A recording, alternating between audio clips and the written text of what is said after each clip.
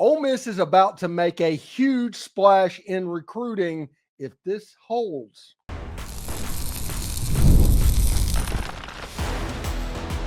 You are Locked On Ole Miss, your daily podcast on the Ole Miss Rebels. Part of the Locked On Podcast Network, your team every day.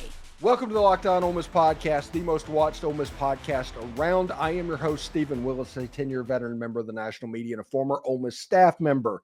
So on today's show, we're diving into why Ole Miss and Lane Kiffin have the program on rock-solid ground after 3 10-win seasons in just 4 years. The commitment of Izayia Williams, the top linebacker in the country, has sent shockwaves throughout the recruiting landscape, and it's clear the Rebels are building a monster of a class. They're bringing in a potential 5-star talent each and every single weekend, and they're in great shape to land a few of them. With official visit season now underway, we're breaking down the key targets Ole Miss is focusing on in the next 6 months and how this class could elevate the program to even greater heights. Big thanks to Brian Smith as well for holding down the fort, but now we are back to 4 days a week. Remember, we're free and available on all the podcast apps and on YouTube. Thank you for making Locked On Ole Miss your first listen every day, and a special hello to the insiders and everydayers who make this show what it is. And don't forget to check out a second listen on the network. Chris Gordy at Locked On SEC or Corey Burton at Locked On Vandy offer even more perspectives on college football, the SEC, and yes, even Ole Miss. This episode is brought to you by Monarch Money. Take control of your finances with Monarch Money. Use the code LOCKEDONCollege, all one word, at monarchmoney.com for 50% off your first year. So check that out as well. Man, I've been out for the better part of a month due to my surgery. And again, big thanks to Brian Smith. And as we get back into this, I'm going to talk about where Ole Miss sits and also look back at what I may have missed during that recovery timeline. And I do appreciate everybody's patience as I went through all of that. It seems like you look on X, and each and every single week, there's a 5-star visiting Ole Miss's campus, whether it's Tristan Keys or Izayia Williams visiting and committing to the Ole Miss class. There's just 5 stars that are on an assembly line, an escalator to Ole Miss's campus seemingly every single week. And that got me thinking, Ole Miss is likely going to land 2 or 3 of these players. They already have a commitment from Izayia Williams, and we're going to deep dive him in the next segment and talk about what he means and what he looks like and what his comp is for Ole Miss. But he's not the only potential 5-star that has shown up on Ole Miss's campus in recent memory. There's Ryder Lyons, the quarterback out of Folsom, California, whose receiver is committed to Ole Miss. He's been to campus twice. He's in a locked-on battle with USC, Oregon, Ole Miss, and BYU for his services. Felix Ojo, a lineman out of Texas, going to be a really good player. He's out of Lake Ridge High School. He is somebody that is a consensus pretty much 5-star. He's the number 11th national player according to On3. That's just because the 5 stars have not extended out to their normal 30 range. He's going to be a 5-star, a consensus 5-star, whatever they call a consensus 5-star to everybody, a 5-star plus maybe, something like that. But Felix Ojo is a guy that visited Ole Miss, had a great time on his visit. Now, it's going to be really hard to get this prospect. Texas is heavily involved. There's no way that Ole Miss can outbid Texas for this athlete's services. So they're going to have to put a competitive bid on the table and beat him with everything else, beat Texas with everything else. Again, Texas is likely the favorite for a Texas prospect that is within the top 5 in the country, but he has visited Ole Miss and had a great time doing it. This weekend, Ole Miss had Mark Bowman, a tight end out of Mater Dei High School in California, on campus. He's another guy. He's a 5-star on 247 now.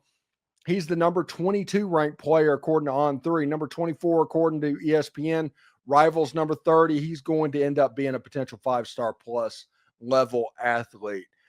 His comp, the way he's built, the way he is projecting in the rankings, Brock Bowers maybe. Now, Brock Bowers was an alien, but this is a really good mismatch of a tight end that is going through the process. Now, it's going to be really hard to get a kid out of California to Oxford, Mississippi, but he came for an official visit, and by all accounts is having a really good time because official visits are fun.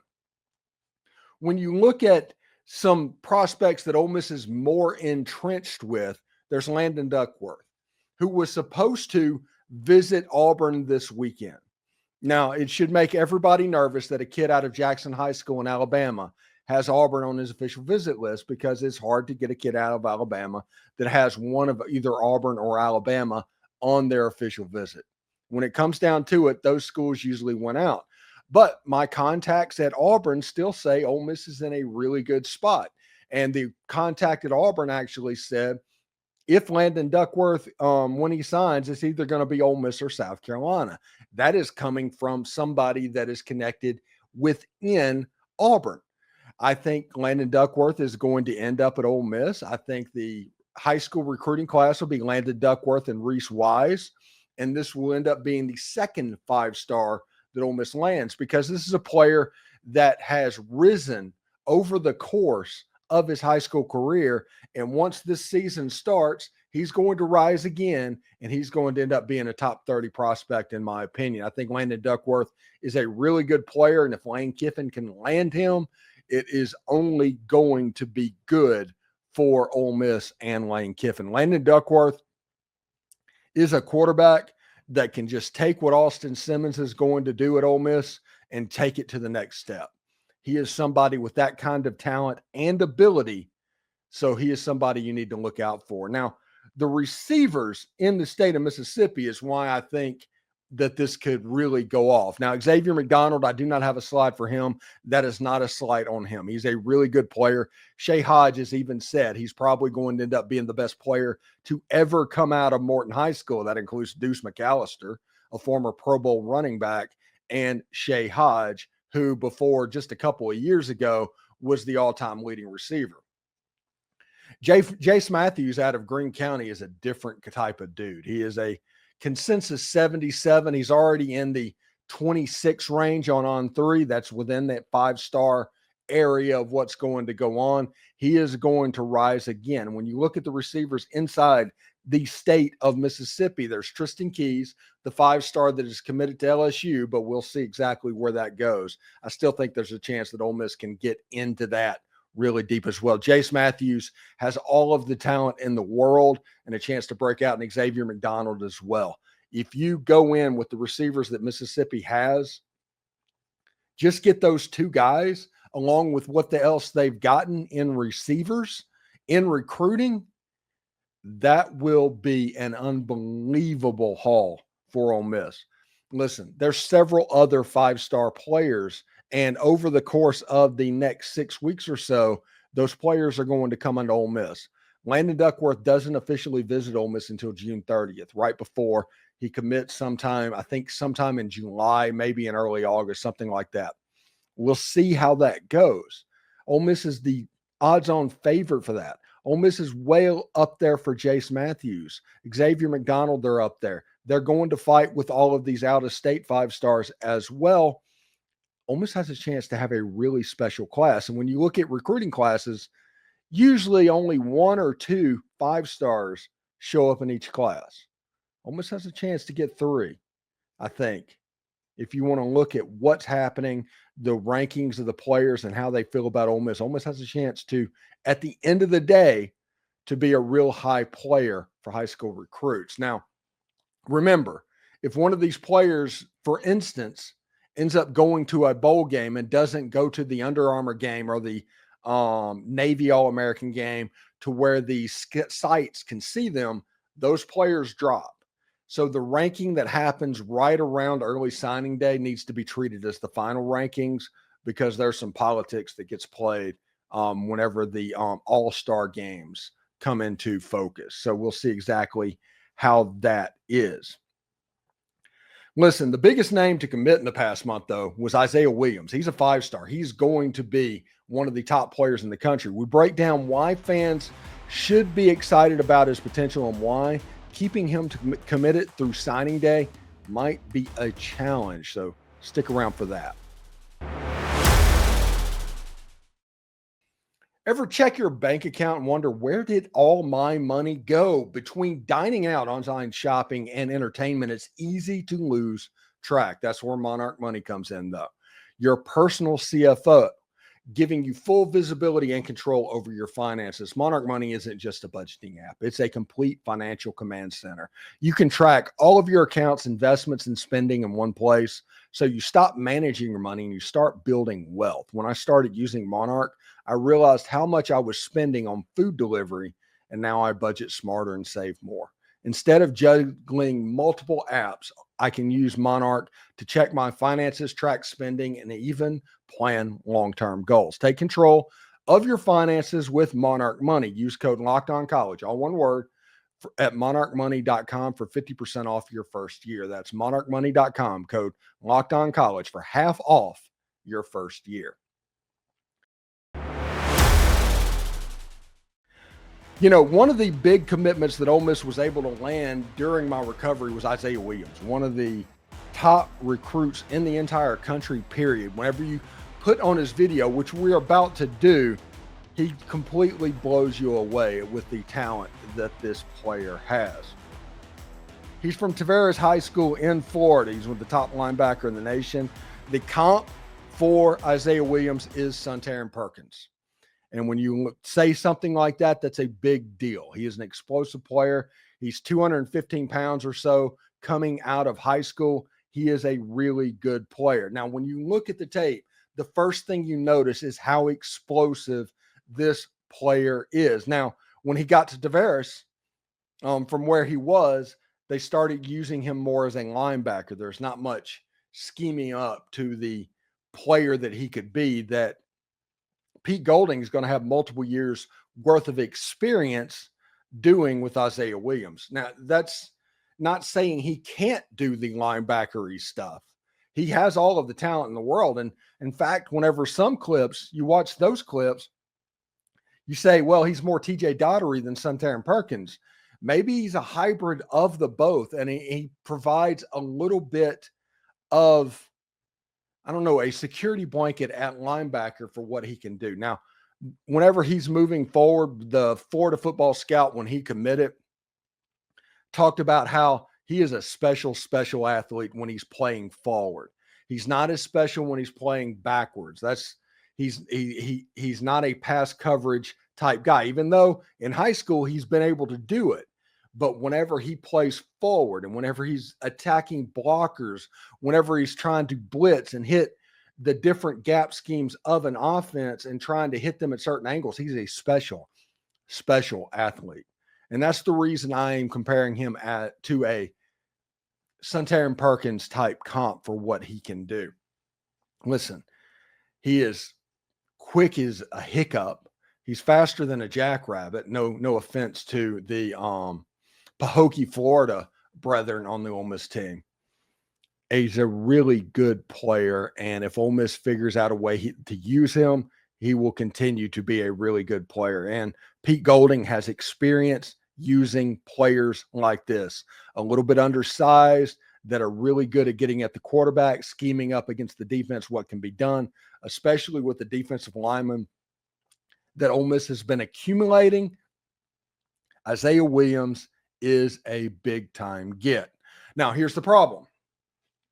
That's the bright side. Here's the problem. This is him committing to Ole Miss is the third or fourth school in his recruitment that he's committed to. He's committed to Syracuse. He's committed to Florida.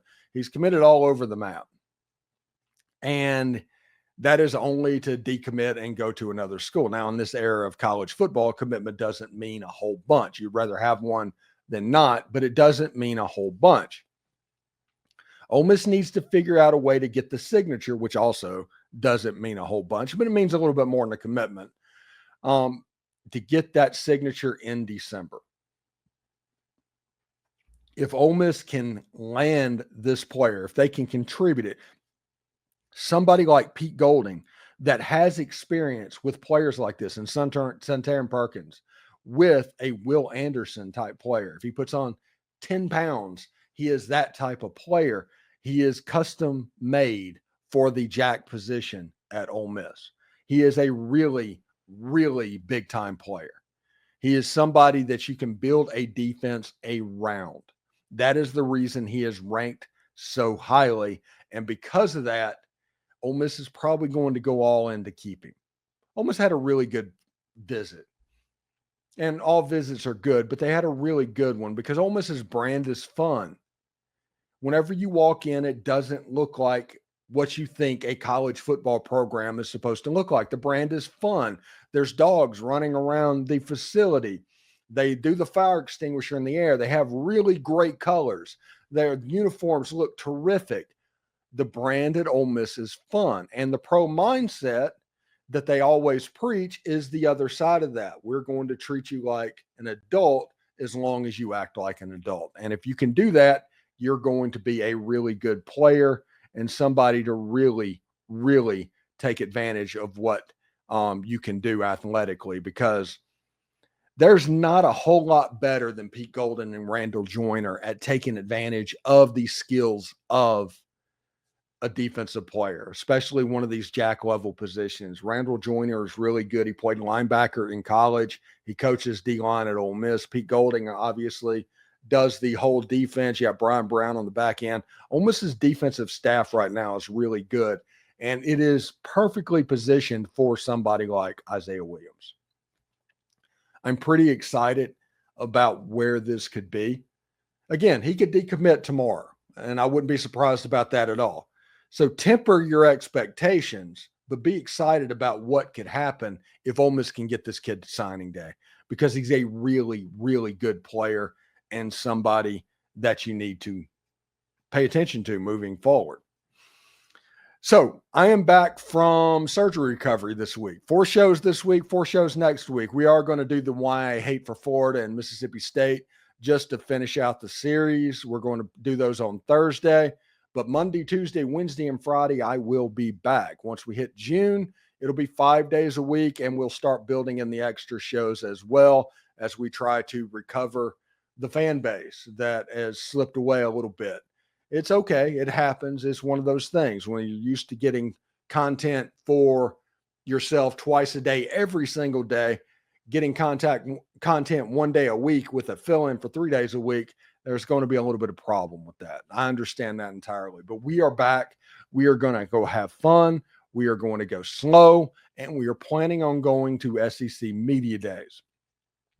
That is the plan. The wife is being a little bit weird about me driving 6 hours in July, but we'll see exactly how that goes as well. Should be a lot of fun. I'm really excited about what could happen. Now, in our final segment, Ole Miss baseball took 2 of 3 from Auburn, yet now faces a hosting battle that they're not likely going to win.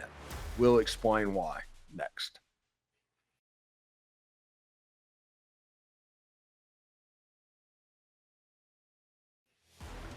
All right, Ole Miss took 2 out of 3 from Auburn, and God bless them, they just ran out of pitching on Sunday. And Auburn, that Ike Irish kid, could mash, and they finally got over on Ole Miss the last game of the series. And good for Auburn. That pretty much cemented a host, because them being at 17-13, I can't imagine a 17-13 team not hosting. Like Ole Miss, they have 17 conference wins because they split with Mississippi State taking the Governor's Cup, but they're 17-15 if you look at the SEC teams they played over the course. And if you look at the resume for Ole Miss baseball, they're 17-15 in SEC games in 2025 with a loss to Texas and a win over Mississippi State, plus the 16-14 conference record. That goes for 17-15 overall. They got the 7 seed in the SEC tournament. And one of the reasons I think this is going to be difficult for them to host is they are the 7 seed. Now, when you look at the teams that can host of what's going on, I think there's 16 hosts. The question becomes, do you think 7 SEC teams, possibly 8, because Ole Miss is tied with Alabama, they have the tiebreaker over Alabama, but they're tied with them. Are those enough teams getting hosting abilities? Will 8 SEC teams get host out of the 16 teams available?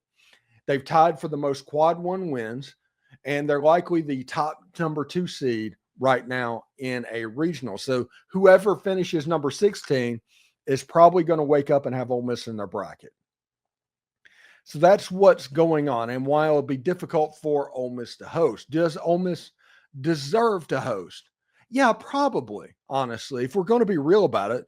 With the most quad 1 wins, the games against Auburn, they had 2 really bad series against South Carolina and Mississippi State, but even in both of them, they managed to get 1 and not get swept. They won 16 SEC games. Auburn winning the game probably means they're going to win a national seed after they won the game on Sunday. They weren't going to get in over Auburn, even though the records are almost identical. But the way it's set up, Auburn came into the series as the RPI number 2 team in the entire country. Ole Miss was not getting in over Auburn. The question becomes, is Ole Miss good enough in the eyes of the committee to get in ahead of Alabama? Is Ole Miss as good as West Virginia or NC State or North Carolina? These out of conference, these grow the game conferences, Ole Miss is competing with a slot for them. That is what everybody needs to keep in mind. The grow the game people are going to be going against Ole Miss in this tournament. Ole Miss snuck in as the number 3 seed and ran all the way to a national title. Ole Miss has the ability to get hot. We saw that on Friday and Saturday, or Thursday and Friday against Auburn. Ole Miss has that ability. Now, they do not have a Dylan DeLucia on this staff, a bona fide ace to where Hunter Elliott could be the number 2.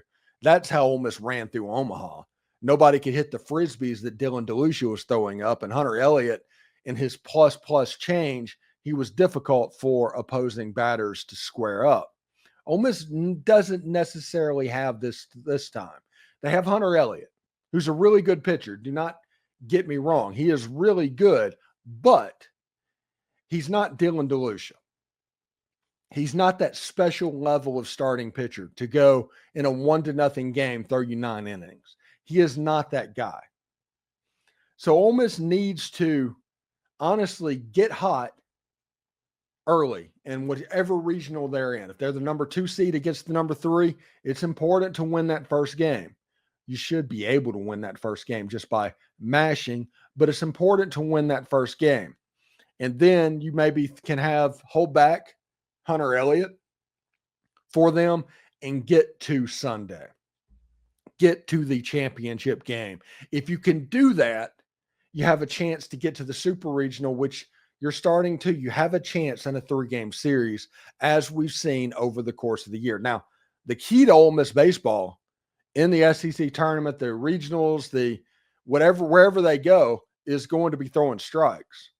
Ole Miss is not good enough to overcome the walksies. And if Ole Miss starts walking people, you will have a baseball game that you can't win.